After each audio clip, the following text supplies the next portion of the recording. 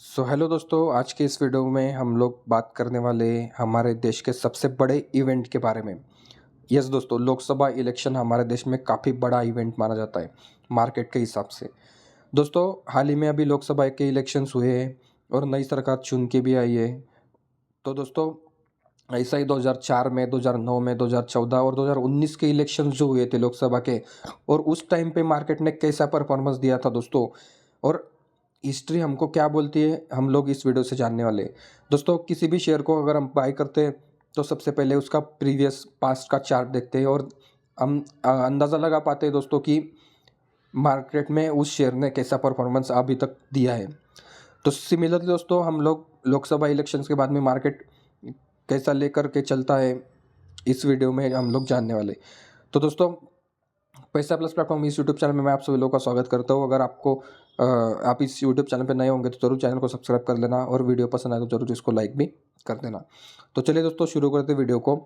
दोस्तों, सबसे पहले हम लोग बात करने वाले हैं लोकसभा इलेक्शन 2004 के बारे में, जब प्राइम मिनिस्टर मनमोहन सिंह थे और वो चुन के आए थे। अटल बिहारी जी वाजपेयी जी की सरकार उस टाइम गिर गई थी। दोस्तों, आपको पता ही होगा कि मनमोहन सिंह जो थे वो इकोनॉमिस्ट थे, बहुत बड़े इकोनॉमिस्ट थे दोस्तों। तो जाहिर सी बात है दोस्तों, मार्केट ने इसको थम्स अप दिया ही होगा।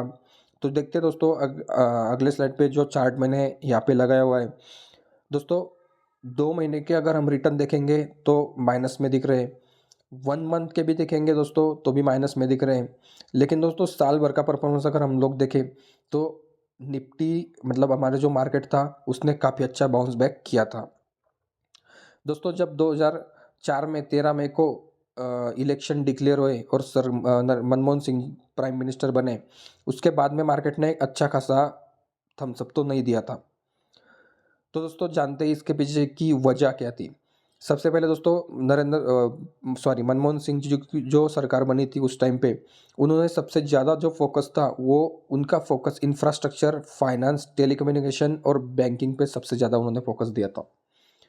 तो दोस्तों, ऐसा क्या हुआ था कि मार्केट में मतलब नेगेटिविटी आ गई थी। तो उस टाइम पे दोस्तों, आपको पता ही होगा कि ग्लोबल इकोनॉमी स्लो डाउन आया था डॉट कॉम बबल की वजह से। जो डॉट कॉम बबल क्राइसिस था दोस्तों, उस टाइम पे जो विदेश में आया था, उसका उसकी वजह से इकोनॉमिक में स्लो डाउन आया था। ठीक है, उसकी वजह से दोस्तों मार्केट ने मिक्स रिएक्शन दिया था। ठीक है, 2 महीने तक मार्केट गिरा और फिर संभल गया था। लेकिन आप लोग अगर देख पा रहे होंगे दोस्तों, तो सबसे ज़्यादा खराब परफॉर्मेंस अगर किसी ने दिया था तो वो है निफ्टी आईटी दोस्तों। निफ्टी आईटी ने सबसे ज़्यादा खराब परफॉर्मेंस उस टाइम पे दिया था। निफ्टी आईटी में जो शेयर रहे थे दोस्तों, वो सब आईटी कंपनीज के शेयर है। और हमारे देश में जो भी आईटी कंपनी है, उनका सबसे ज़्यादा अगर आप बिजनेस देखेंगे तो यूरोपियन कंट्रीज़ में या फिर नॉर्थ अमेरिका, यूएसए साइड पे सबसे ज़्यादा बिजनेस उनका रहता है। तो अगर विदेश में कुछ क्राइसिस आता है तो उसका इम्पैक्ट हमारे आईटी के शेयरों पे ज़रूर गिरता है। उसके अलावा दोस्तों, करेंसी फ्लक्चुएशंस भी थे, टैक्स पॉलिसीज़ में भी चेंजेस हो रहे थे, तो इन्वेस्टर को समझ में नहीं आ रहा था। इसलिए मार्केट ने काफ़ी मतलब एवरेज रिटर्न मार्केट ने उस टाइम पे हमको निकाल के दिए थे दोस्तों। आते हैं हम अगले स्लाइड की ओर। और दोस्तों, यहाँ पे हम लोग देखते हैं कि 2009 में मार्केट ने कैसा परफॉर्मेंस दिया था। 2009 में दोस्तों again prime minister Manmohan Singh बने थे। ठीक है दोस्तों, लेकिन जब 2009 के इलेक्शन हुए थे, उसके बिल्कुल एक साल पहले 2008 में 2008 में दोस्तों मार्केट में फिर से ग्लोबल क्राइसिस आया था, लेमन ब्रदर 2008 वाला। और एक जो बड़ी ग्लोबल फाइनेंशियल सर्विसेज फर्म थी, वो बैंकरप्ट हो चुकी थी। ठीक है, तो उसकी वजह से दोस्तों एक क्राइसिस आया था। और उसके बाद में 2008 में जो क्राइसिस आया था, तो वो क्राइसिस दोस्तों 2009 में रिकवरी, मतलब मार्केट में जो इकोनॉमी थी वो रिकवर करना शुरू हो गई थी, तो मार्केट भी रिकवरी के मूड में था। और उसमें मार्केट को थम्स अप मिल गया कि जो नई सरकार बनी वो मेजोरिटी में बनी, और again prime minister Manmohan Singh बने, जो कि इसके पिछले 2004 में भी प्राइम मिनिस्टर थे। तो मार्केट को स्टेबल गवर्नमेंट मिल गई। ऊपर से मार्केट को ये भरोसा मिल गया कि जो भी सरकार जिन पॉलिसी को लेकर चल रही है वो आगे भी कंटिन्यू रहेगी। तो दोस्तों मार्केट ने इसको अच्छा थम्स अप दिया था। और अगर आप देख पा रहे होंगे तो मार्केट ने 2 महीने में, 1 महीने में और 1 साल में काफ़ी अच्छे रिटर्न इन्वेस्टर को बना के दिए थे। आप देख पा रहे होंगे निफ्टी 50 2 महीने में 33% अप था और 1 साल की बात करें तो 37% की उछाल निफ्टी 50 में आई थी।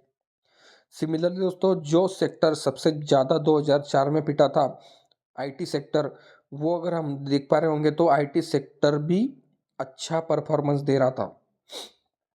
1 साल में 92% के रिटर्न आईटी सेक्टर ने हमको बना के दिए थे। उसके पीछे का यही रीज़न था दोस्तों कि जो पॉलिटिकल स्टेबिलिटी है वो बन चुकी थी।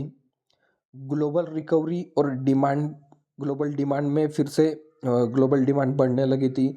और एफआई जो फॉरेन इंस्टीट्यूशनल इन्वेस्टर है दोस्तों, उनका भी इनफ्लो जो है वो मार्केट में आ रहा था। और उसका नतीजा हम लोग देख ही पा रहे हैं कि मार्केट ने उसको सबसे अच्छा परफॉर्मेंस उस टाइम पे 2009 के इलेक्शन के बाद में दिया था। दोस्तों मनमोहन सिंह जी की सरकार ने सबसे ज़्यादा फोकस उस टाइम पे फाइनेंशियल सेक्टर पे दिया था, क्योंकि ये जो डॉट कॉम बबल था, बाद में ये जो क्राइसिस आया था लेमन ब्रदर का, तो जाहिर सी बात है कि उनका फोकस ज़्यादातर फाइनेंशियल सेक्टर को ठीक करना ही होगा। उसके बाद में उन्होंने दोस्तों infrastructure, health care, education, rural development and jobs पे भी ज़्यादा फोकस दिया था। दोस्तों आते हैं हम अगले स्लाइड की ओर और जानते हैं दोस्तों 2014 के लोकसभा इलेक्शन, जब प्राइम मिनिस्टर मनमोहन सिंह हार गए थे और नरेंद्र मोदी जी चुन के आए थे। तो दोस्तों नरेंद्र मोदी जब पीएम बने तो उसके पहले वो गुजरात के सीएम थे, ठीक है। और गुजरात की दोस्तों पहचान उस टाइम पे मैन्युफैक्चरिंग हब की तरह थी, ठीक है। गुजरात मॉडल के उस टाइम पे गुजरात मॉडल फेमस हुआ था और काफ़ी लोग आप विटनेस भी होंगे 2014 के इलेक्शन पे। नरेंद्र मोदी जी की सरकार ने दोस्तों उनके मैनिफेस्टो में पहले ही make in India, digital India, smart cities ऐसे मुद्दों पर फोकस किया था। तो मार्केट में भी दोस्तों कैसा परफॉर्मेंस दिखा हम अगले स्लाइड पे जानते हैं। दोस्तों महीने भर में मार्केट ने कुछ अच्छा परफॉर्मेंस नहीं दिया था, ठीक है। मार्केट को मतलब 4% अप था 2 महीने में, फिर और अप हो गया और साल भर में 14% के रिटर्न मार्केट ने हमको दिए थे। दोस्तों कैसा हुआ था कि मनमोहन सिंह जी की जो सरकार थी, जो 10 साल से थी, उनकी सरकार जाने के बाद में नई सरकार आई थी।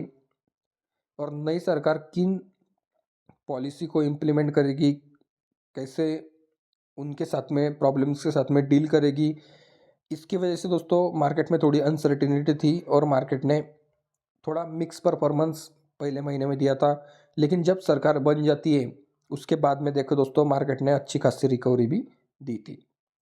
इन्वेस्टर का जो कॉन्फिडेंस था दोस्तों वो लगातार बढ़ रहा था, क्योंकि लोकसभा में नरेंद्र मोदी जी को क्लियर मेजोरिटी थी। और जो मेक इन इंडिया का इनिशिएटिव था वो भी काफ़ी बूस्ट करने वाला था मैन्युफैक्चरिंग सेक्टर को, तो मार्केट ने भी उसको अच्छा थम्स अप दिया था।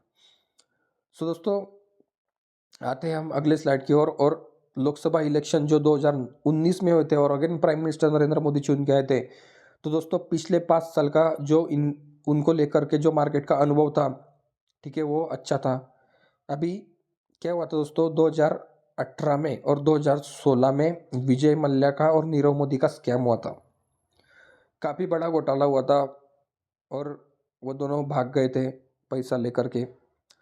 तो सबसे ज़्यादा फोकस इस टाइम पे नरेंद्र मोदी जी की सरकार ने बैंकिंग पे रखा था, फिर infrastructure, consumer goods and digital India पे, ठीक है दोस्तों। तो मार्केट ने उसको कैसा परफॉर्मेंस दिया दोस्तों, देखते हैं कि 1 महीने में मार्केट ने कुछ भी रिटर्न नहीं दिए, ठीक है। अगर आप निफ्टी फिफ्टी को 2 महीने के बाद देखेंगे दोस्तों तो 2.70%, मतलब कुछ भी नहीं है, ऐसे रिटर्न मार्केट ने दिए थे। और साल भर की अगर हम बात करेंगे दोस्तों तो मार्केट ने पूरा तबाही मची थी, -22% निफ्टी फिफ्टी नीचे था।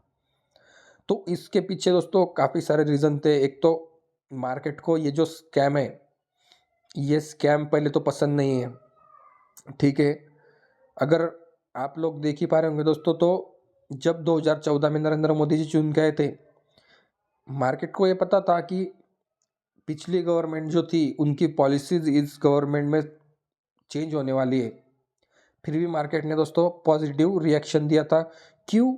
क्योंकि जो मनमोहन सिंह जी की सरकार थी उस टाइम पे भी दोस्तों काफ़ी सारे घोटाले हुए थे। 2G का, कॉमनवेल्थ का, Adarsh housing society, Augusta Westland chopper scam हुआ था।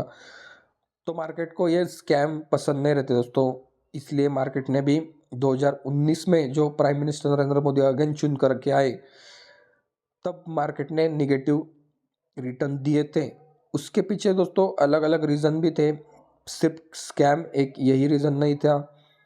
इकोनॉमिक स्लोडाउन भी उस वक्त आया था, इन्फ्लेशन हाई पे चला गया था। क्यों? क्योंकि यूएस और चाइना दोस्तों, जो हमारे वर्ल्ड की फर्स्ट इकोनॉमी और सेकंड इकोनॉमी, यूएस और चाइना, उनमें कोल्ड वॉर जारी था। उन्होंने एक दूसरे के ऊपर काफ़ी सारे सैंक्शंस लगा दिए थे।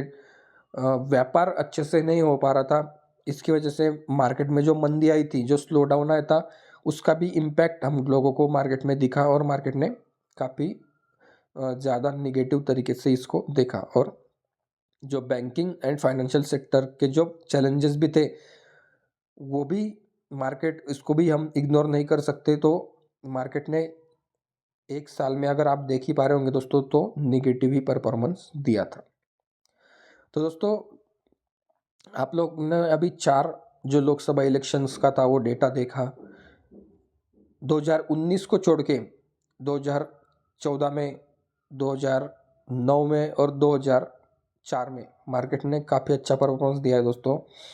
सिर्फ 2014 में मार्केट निगेटिव गया था। उम्मीद है दोस्तों कि इस लोकसभा इलेक्शन के बाद में मार्केट काफ़ी अच्छा और एक बुल रन दिखा सकता है।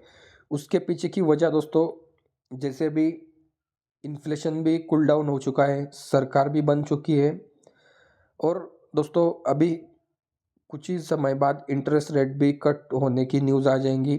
और यूएस में भी इस साल इलेक्शन है दोस्तों, तो हम उम्मीद कर रहे हैं कि इस बार भी मार्केट काफ़ी अच्छा परफॉर्मेंस दे सकता है। तो चलिए दोस्तों, इस वीडियो में इतना ही। अगर आपको ये वीडियो पसंद आए तो ज़रूर लाइक कर देना और इस चैनल को भी सब्सक्राइब कर देना। थैंक यू एंड धन्यवाद दोस्तों।